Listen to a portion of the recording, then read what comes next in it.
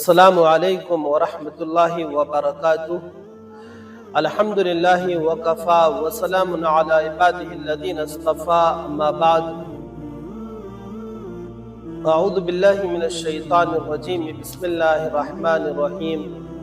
وعاشروہن بالمعروف فإن کرہتموہن فعسى ان تکرہوا شیئا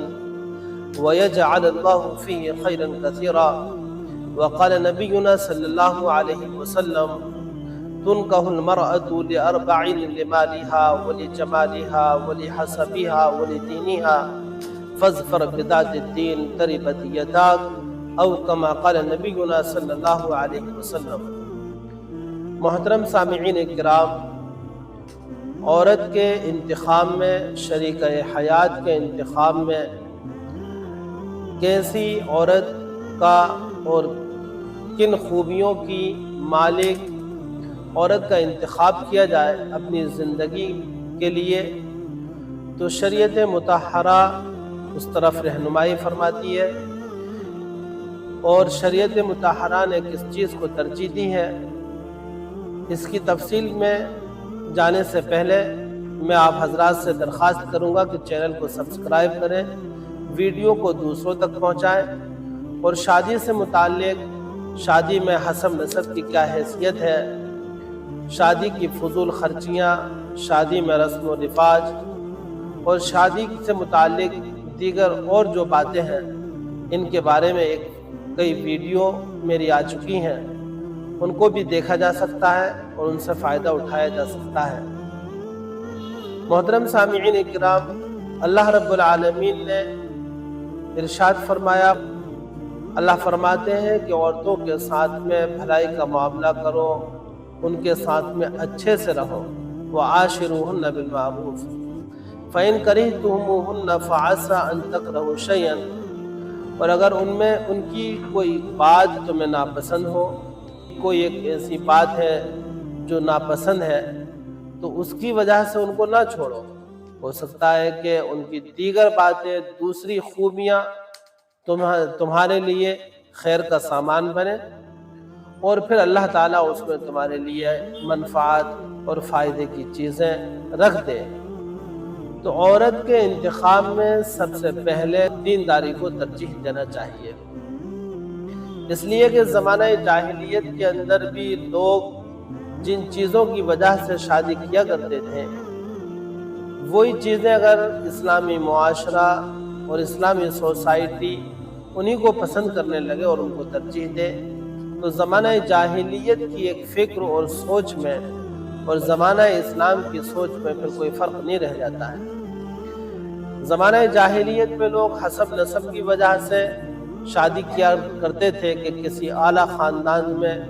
ہم شادی کر لیں تاکہ ہمارے حسب نسب میں اضافہ ہو جائے،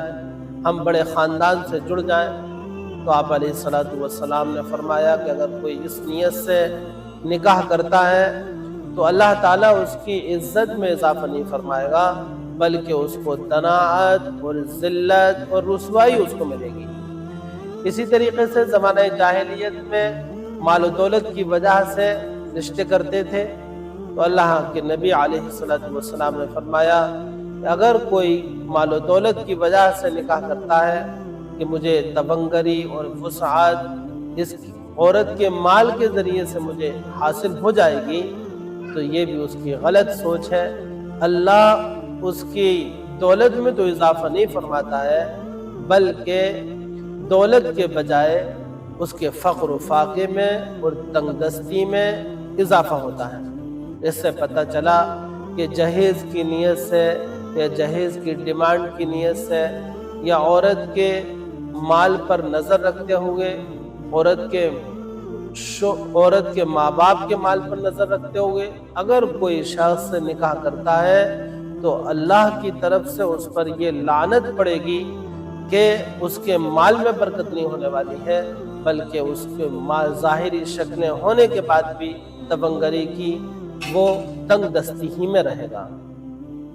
کہ آپ علیہ السلام کا فرمان ہے کہ لم یزدہ الا فقرا کے الفاظ آتے ہیں حدیث شریف میں۔ اس سے پتہ چلا کہ ہمیں دینداری کو ہر حالت میں ترجیح دینا ہے، کہ دین کو اللہ رب العالمین نے ایسا اہم اصول بنا دیا ہے کہ جس کی وجہ سے ساری چیزیں حاصل ہو سکتی ہیں۔ اگر گھر میں سکون چاہیے، گھر کے اندر اولاد کی اچھی تربیت چاہیے اور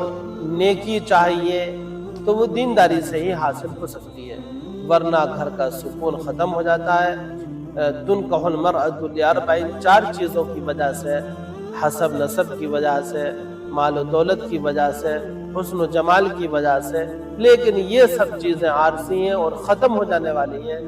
دائمی چیز، اور آپ علیہ السلام نے ترغیب دی جس کی کیسا انتخاب ہونا چاہیے ہمارا، تو اس میں آپ علیہ السلام کے دو الفاظ بلکہ حکمن آپ نے فرمایا فَاظْفَرْ بِذَاتِ الدِّین، کہ دیندار عورت کا انتخاب کرو ورنہ تمہاری ناک خاک آلود ہو۔ اگر دیندار عورت کا انتخاب کیا جاتا ہے تو گھر سکون میں ہوگا۔ اس کی میں بہت موٹی سی ایک بات اس کے بارے میں کہتا ہوں کہ آدمی کی زندگی میں 90% اس کی ترقی میں، اس کے چین و سکون کے اندر عورت کا کردار ہوتا ہے۔ اگر عورت دیندار نہ ہو یا عورت کا مزاج ٹھیک نہ ہو تو وہ اس گھر کے اندر سکون غارت ہو جاتا ہے اور وہ گھر جہنم کا نمونہ پیش کرنے لگتا ہے، اور ہر طرح ہر وقت اس میں لڑائی جھگڑے اور اس میں پریشانیاں اور بے برکتیاں ہوتی ہیں۔ اللہ رب العالمین ہمیں دیندار عورت کا انتخاب کرنے کی ہمیں توفیق عطا فرمائے، تاکہ ایک طویل زندگی جو اس کو